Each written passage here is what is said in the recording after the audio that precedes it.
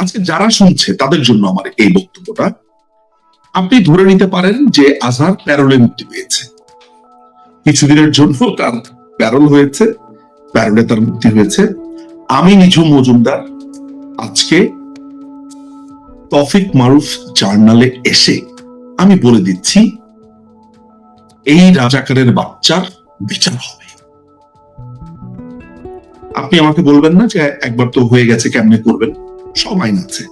আইনের, বাংলাদেশে বিদ্যমান আইনের মধ্যে থেকেই হবে। আইনের যে কত ধারা আছে রে ভাই, ওইটা তখনই দেখতে পাবেন। যত রাজাকার বাংলাদেশে আছে সবগুলার পাইকারি বিচার করা হবে, আন্তর্জাতিক স্ট্যান্ডার্ড মেনটেন করে। ওই দিন দেখবো, আজকের দিনগুলোকে লিখে রাখলাম, ওই দিন দেখবো। জামাত প্রপাগান্ডা করেছে তো, সামনের সময়গুলোতে তরুণ প্রজন্ম থাকবে পাহারার দায়িত্বে। তখন দেখবেন যে বিচার কাহাকে বলে, কত প্রকার, ও কি কি। না না, আমি পলিটিক্যাল অপোনেন্টের কথা বলছি না, আমি বলছি মুক্তিযুদ্ধের সময় যারা এই অপরাধ করেছে, এটা একটা এন্ড দেখতে চাই। বছরের পর বছর, যুগের পর যুগ এই গ্লানিটা টানতে পারবো না, এটাকে শেষ করবো। মানে এটার একেবারে একদম যে একদম সিল মেরে দিব আর কি, শেষ, বিচার কমপ্লিটেড, বিচার completed, is done and dusted. মানে বঙ্গবন্ধু যে সমাজতান্ত্রিক আদর্শ, তাজউদ্দিন আহমদ বা আমাদের ফোর ফাদার্সরা যেই ঘরানার ছিলেন, আমি মূলত ওই ঘরানার। ফলে বাংলাদেশ আওয়ামী লীগে তো ডানপন্থা আছে, মিডল আছে, লেফটিস্ট। আমাকে আপনি ধরতে পারেন যে ওই ঘরানার মানুষ আমি। ফলে যারা বামপন্থী রাজনীতি করে তাদের প্রতি যেমন আমার এক ধরনের রেসপেক্ট আছে, আবার অন্যদিকে এই বাম আন্দোলনকে আমি অপছন্দ করি, মানে এদেরকে পার্টিকুলার। কারণ কি জানেন, যারা বাম রাজনীতিটা করে এরা না কেমন জানি মানে অদ্ভুত একটা ক্যারেক্টার।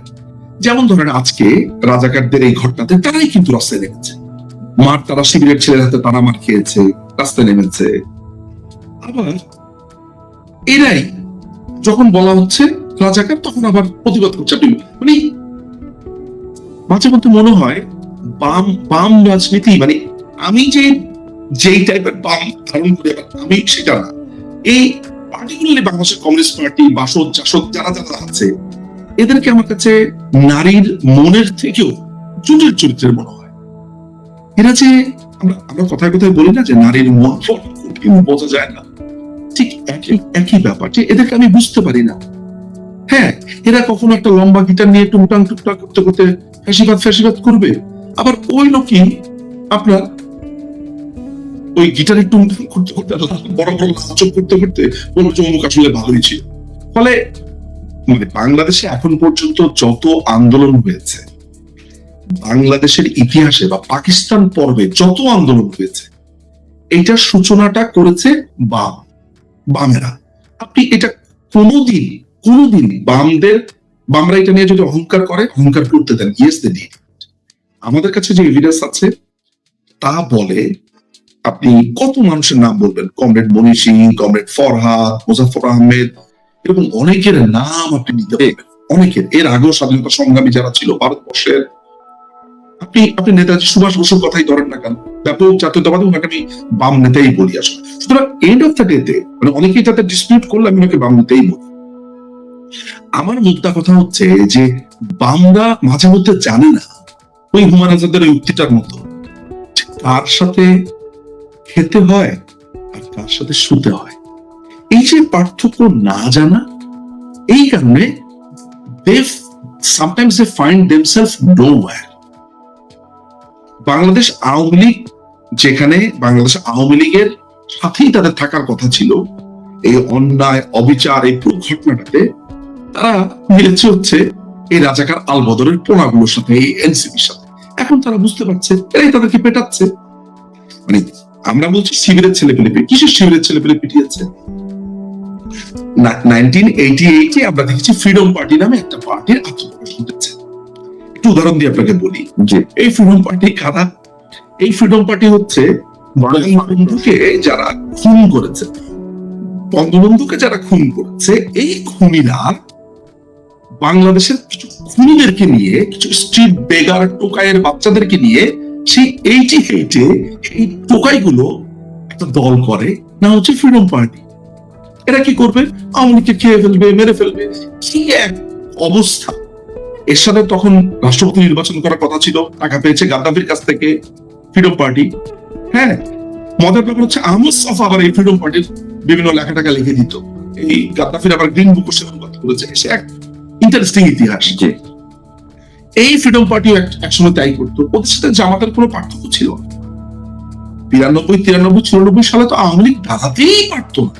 একটা স্টেজ করেছে, ফ্রিডম পার্টির লোকেরা ভেঙে দিচ্ছে, একটা মিছিল করবে, ভেঙে দিচ্ছে। ঠিক এনসিপি এখন যা করছে। তো কোথায় আজ সেই ফ্রিডম পার্টি? ধূলিসাৎ হয়ে গেছে। এই ছ্যাঁচড়া, চোর, ডাকাত এরা ধূলিসাৎ হয়ে গেছে। তো আলটিমেটলি এই যে বামদের কাছে অ্যাটাক করছে ফ্রিডম পার্টির মতো এনসিপি, এরাও ধূলিসাৎ হয়ে যাবে। কিন্তু বামরা কি বুঝবে সেই কথা? বুঝবে না। একটা থাপ্পড় মেরেছে আজকে মিছিলের সময়, গালটা মুছতে মুছতে কালকে গিয়ে দেখবেন ইট চেপে ধরেছে। হ্যাঁ, আপনি একটা বিড়ি ধরিয়ে দেন ওই শাহবাগের চিপাতে, কিন্তু মোজাফর আহমেদদেরকে তো আপনি বিড়ি ধরালে কাজ হতো না।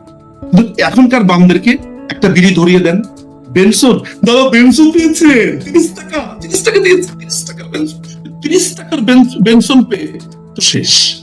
দাদা 30 টাকার বেনসন, দাদার 30 টাকার বেনসন পেয়ে আবার ভুলে যাবে। আবার দুদিন পরে হঠাৎ করে যখন ঘোর কেটে যাবে, মানে ইয়াবার ঘোর কেটে যাবে, এই ইয়াবা খোরগুলো আবার রাস্তায় নামবে, মানি না মানি না মানি।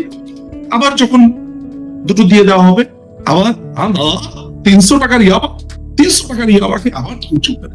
So ultimately end of the day এই বাম আন্দোলন দেখে আপনি পুলকিত হওয়ার কিছু নাই। আজকে অঞ্জন সাহেবের ছেলে, অঞ্জন সাহেবের মেয়েকে আজকে আমি স্টেটমেন্ট দিয়ে দেখলাম। বাচ্চা মেয়ে, আমি আসলে কথা বলতে চাই না, অঞ্জনদার সাথে আমার একটা হৃদ্যতার সম্পর্ক ছিল। আজকে এইসব মানুষগুলোর ভূমিকা যখন দেখেছি, সিপিবি করা, রাজনীতি করা, আজকে বাকি বিল্লাকে দেখেন, আজকে আনু মোহাম্মদকে দেখেন, আজকে সাকিকে দেখেন, হ্যাঁ, ছাত্র ফেডারেশন করা ছেলে পেলেদেরকে দেখেন। আমার তো অনেক বন্ধু বান্ধব ছাত্র ফেডারেশন করতো, বাম দল করতো, জাসদ বাসুদেরকে দেখেছি, এদের চরিত্র তো দেখেছি। ভাই আমি নিজেও তো কমিউনিস্ট করা না, কিন্তু ছ্যাঁচাদের মতো 30 টাকার বেনসন আর 300 টাকার আবার বাম তো আমি করি নেই। আপনি বুঝতে পারছেন আমি কি বলতে চাচ্ছি? সুতরাং end of the day Awami League is the answer. What is your solution? The answer is Awami League. এই আওয়ামী লীগ মুক্তিযুদ্ধকে প্রোটেক্ট করেছে, প্রগতিশীলতাকে প্রোটেক্ট করছে। ইয়েস, আমাদের অসংখ্য ভুল ছিল, অসংখ্য। আমি আপনাকে বলে দিতে পারবো কোথায় কোথায় ভুল ছিল, আমি বলে দিতে পারবো। যেমন ধরেন আজহারের বিচারের কথাই ধরি। আমি আমি আমি আমি এখানে এটা ভাবছি যে 30 ডিসেম্বর 2014 সালে রায় হয়েছে আজহারের, 10টা বছর এই রিভিউ পিটিশনটাই বা কেন শেষ হলো না? আইনমন্ত্রী করছিলেনটা কি? মাননীয় প্রধানমন্ত্রী তো এই প্রত্যেকটা রিট পিটিশন, প্রত্যেকটা রায়, তার তিনি তো একটা মানুষ তো নাকি? তিনি তার মন্ত্রীদেরকে দায়িত্ব দিয়েছেন, তিনি তার এমপিদেরকে দায়িত্ব দিয়েছেন। তারা যখন নেত্রীকে নানান ভাবে বোঝানোর চেষ্টা করেছে, না এখন আমার তো কষ্ট লাগবেই যে আমি যখন আইনমন্ত্রীর দিকে আইনগুলো তুলবই। What did you do? কি বলবো বলেন? যে কাকে ব্লেম করবো আমি?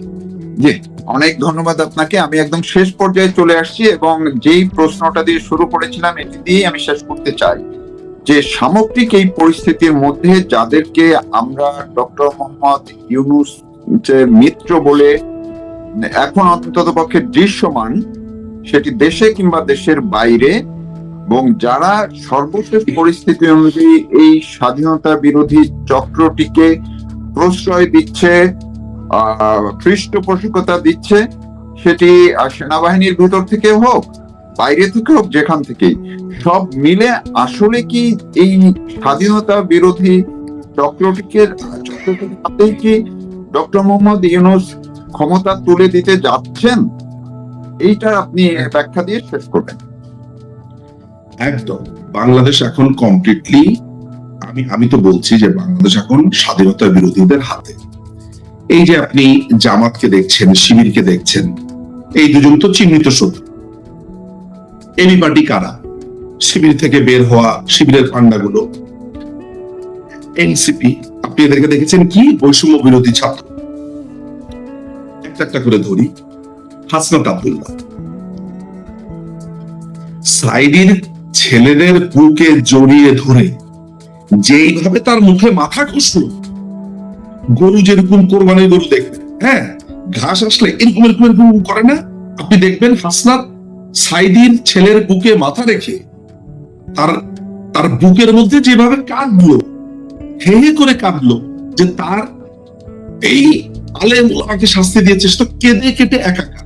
তাহলে বুঝতেই পারছেন যে তাকে শেভ করে, ক্লিন শেভ করে, আধুনিক সাজিয়ে কোনোভাবে কিন্তু আপনি বুঝতে পারবেন না এই ছেলে জামাত করে। না আছে দাড়ি, না ট্রিম করা দাড়ি, না কিচ্ছু কিচ্ছু আপনি বুঝবেন না। কিন্তু কথাবার্তা বলতেছে আপনার বন্দোবস্ত, বয়ান শুনলে মনে হবে নয়া বাম হয়েছে। ওই যে আপনার ইউনিভার্সিটিতে ঢুকলে প্রথম ইয়ার যেরকম কমিউনিস্ট হয়, দেখলেই মনে হবে যে অনেক কমিউনিস্ট হয়ে গেছে। এটা আস্ত শিবির হাসনাত আব্দুল্লাহ। যেই লোকটা জামাত শিবির না হলে সাইদির ছেলের মাথার মধ্যে নাক ঘুষে কান ঘুষে কি বলে যে সাইদিকে যারা ফাঁসি দিয়েছে তাদের প্রতিশোধ নিব। আচ্ছা, একটা গেল হাসনাত আব্দুল্লাহ, কে one of the biggest face of this whole টোকাই বাহিনী।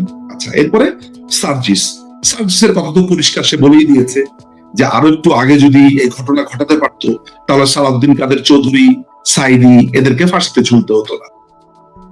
এরপরে আপনি দেখেন মাহফুজ আলম তো জামাত শিবিরের ছেলে, হিজবুত তাহরীর করতে বলে আমরা সবাই জানি।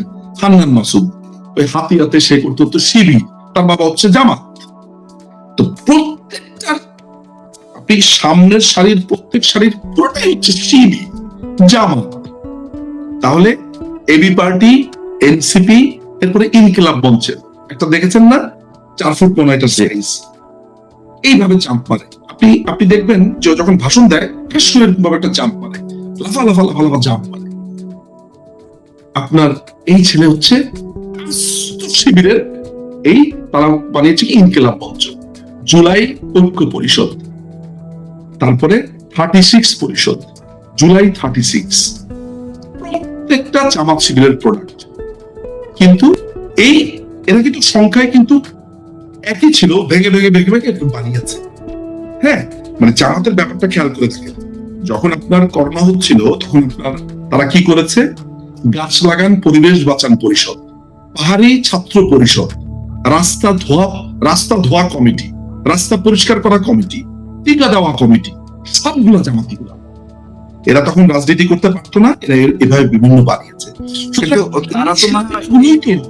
কিন্তু এরা তো না হয় জমিতে লেভেলের, কিন্তু একটু আপার লেভেলে এই উপদেষ্টাদের মধ্যে, তারপর তার যতগুলো কমিশনের চেয়ারম্যান যারা আছেন, যারা সুশীল সমাজের একদম মাথায় বসে আছেন, তারা তো অনেক সময় দেখেছে মুক্তিযুদ্ধের কথা বলতেন, কিন্তু এখন তো তারা ডক্টর মোহাম্মদ ইউনূসের সবচেয়ে বড় ঘনিষ্ঠ। তো তারাও কি জামাতকে প্রমোট করলেন? এখন শুনেন, আমি আপনাকে একটা কথা বলি, যে এই যে সুশীল সমাজ বললেন, এই যে উপরে বসে আছে বললেন, ঠিক টাকার থেকে কত দূরত্বে বসে আছে সেইটার সাথে সুশীলতা সমানুপাতিক। আমরা অঙ্ক করেছি না যে অমুকের ভরবেগ তমুকের দূরত্বের সমানুপাতিক, কি বলেছিলাম না ফিজিক্সে? ঠিক একই ঘটনা। আপনি কতটা সুশীল, কতটা মানবতাবাদী, সেটা ডিপ স্টেটের টাকার সমানুপাতিক। ওইটার উপরে ডিপেন্ড করবে আপনি ঠিক কতটুকু করা হবেন, কতটুকু সফট হবেন, কতটুকু বোবা হয়ে যাবেন। বদিউজ্জামান মজুমদার, তারপরে দেবপ্রিয় ভট্টাচার্য। আচ্ছা, দেবপ্রিয় ভট্টাচার্যের টাকা আসে কোত্থেকে বছরের পর বছর? এই যে সুজনের টাকা কে দেয়? ট্রান্সপারেন্সি ইন্টারন্যাশনালের ইফতেখারের টাকা কে দেয়? আদিলুরের যে আপনার একটা কি ছিল যেন অধিকারের টাকা কে দিত? ব্যর্থতার কথা বলেছি না আমরা, হয়তোবা এদেরকে কখনো ব্যান করতে পারিনি, খুঁজে বের করতে পারিনি, আমরা গবেষণা করতে পারিনি। কিন্তু আপনাকে আমি একটা কথা দিয়ে যাই তৌফিক ভাই, এই দেশ সামনের যে তরুণরা আসবে, বাংলাদেশে যে তৃণমূল, আওয়ামী লীগের যে তৃণমূল ভবিষ্যতে আসবে, এরা ছুরির ফলার মতো সাপ। দেশের বাইরে এখন যাদের সাথে মিট করছি, দেশের বাইরে দেশের ভেতরে আওয়ামী লীগের যেসব ছেলে পেলেরা এতদিন কমপ্লিটলি ঘুমন্ত ছিল, যোগাযোগ করে তো এদের তো মেধা দেখি একটা অদ্ভুত একটা জেনারেশন পাবে। আমি একদম হতাশাবাদী হই না, একদম না। আওয়ামী লীগের যেসব শিক্ষিত অংশ জেগে উঠেছে তৌফিক ভাই, অসাম, এক কথাতে ক্লাস। এই ছেলেপেলেগুলো জানে যে ঠিক কোথায় গবেষণা করতে হবে, কাকে ধরতে হবে, কোথায় যেতে হবে, কোন জায়গাতে যেতে হবে। সংগঠিত হচ্ছে, দেখবেন এই দেশটা রাজাকার, আল বদর, আল শামস, শাহিন ফৌজের হবে না। আমি নিশ্চিত করতে পারি যে আমাদের কাছে, বাংলাদেশ আওয়ামী লীগের কাছে